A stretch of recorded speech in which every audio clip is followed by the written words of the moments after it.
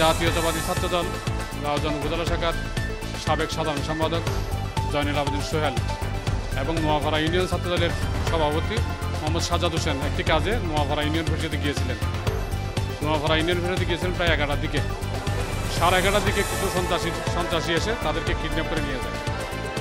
Kidnap করে নেওয়ার পর তাদেরকে নোয়াপাড়া ইউনিয়ন থেকে প্রায় 3 মাইল দূরে কর্ণফুলী মাঝের সর এলাকায় নিয়ে যায়।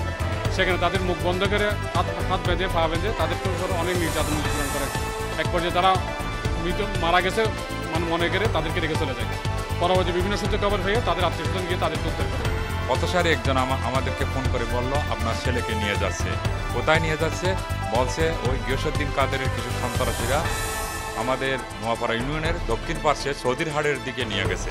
25-30 জন গুন্ডা সান্ডা আইসা অস্ত্র মুখে ওদেরকে ধরে নিয়ে গেছে।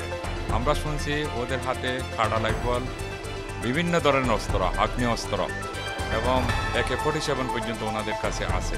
ওই যে সন্ত্রাসী যারা নোয়াপাড়ায় রাজত্ব কায়েম করতেছে, একদল সন্ত্রাসীরা, ওদের আমরা কঠোরভাবে প্রশাসনের থেকে ওদের যেন গ্রেপ্তার হয়, আমার ছেলের আমি সুষ্ঠু বিচার দাবি করি। বাংলাদেশের যে বিপ্লব সাধিত হয়েছে, নতুন করে এদেশের মানুষ স্বাধীনতা অর্জন করেছে, কিন্তু রাউজানে যদি এই অবস্থা চলতে থাকে তাহলে রাউজানের মানুষ জননেতা জনাব গোলাম আকবর খন্দকারের নেতৃত্বে এই অপকর্মের দৃঢ় প্রতিবাদ করবে।